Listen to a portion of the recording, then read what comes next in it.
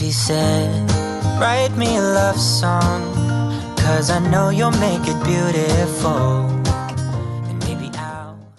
To get started with the ribs, I would suggest cleaning it, and if the membrane on the back hasn't been pulled off yet, definitely do that. There are tons of YouTube videos where you can learn how to do that, but it makes it easy for when you are cooking spare ribs that it falls off the bone. The next thing we want to do is make our rub. I will put my rub recipe down below, but it's basically a cayenne pepper, a little bit of smoked paprika, some really yummy, you could do like any type of chipotle barbecue seasoning.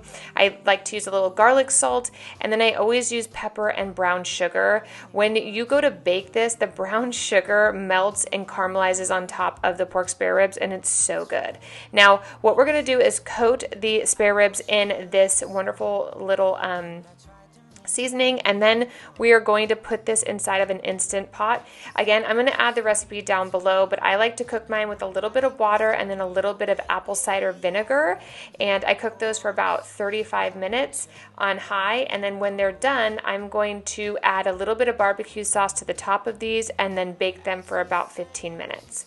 To dance, grabbed his arm and took his hand. He held her close under the moonlight as they kept on dancing.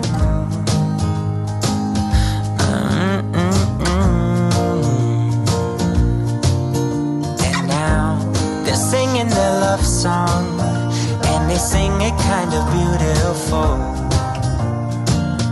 calling each other sweetheart. I promise nobody can get... So now that your ribs have a really delicious rub on them, we're going to go ahead and get them in our Instant Pot.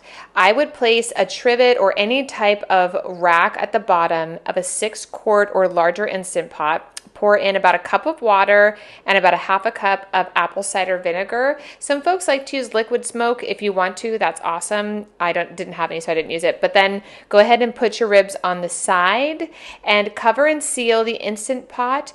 For the ribs I'm using today, we're going to do 25 minutes on high pressure. Allow the pressure to release naturally for about 5 minutes, then vent to release the remaining pressure, and then we're actually going to bake these in the oven. Ribs are done. Let's go ahead and take those off, and I'm going to actually put a little bit of our seasoning on top that I love. Just whatever rub you have left over, definitely put that on because the brown sugar is going to caramelize.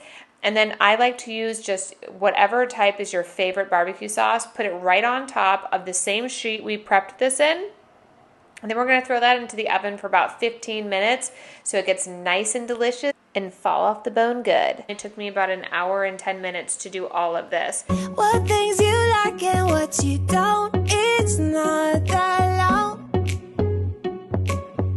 since I met you for the first time.